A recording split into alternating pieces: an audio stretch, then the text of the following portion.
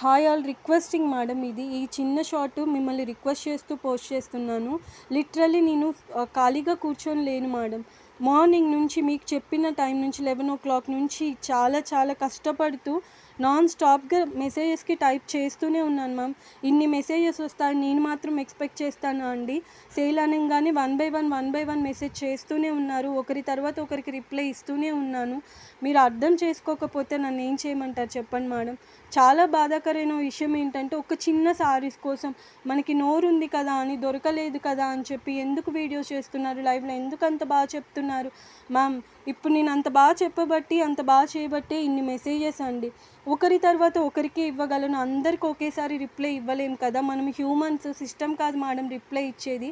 అర్థం చేసుకోండి, నా వాయిస్లో బాధను తెలుసుకోండి. ఎందుకు ఇంతలా చెప్తున్నానంటే, మీరు మాట్లాడే తీరులో నాకు మాట్లాడడం రాదు మేడం. మీరు వదిలేసే వర్డ్స్ నాకు వదిలేయడం రాదు.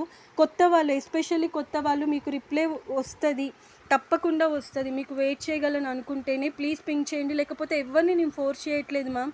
మీకు ఈరోజు నైటే రావచ్చు, రేపే రావచ్చు. ఎందుకంటే మీకు ఇలా స్క్రోల్ చేస్తున్నా కూడా అవి ఎక్కువగా కనిపించకపోవచ్చు.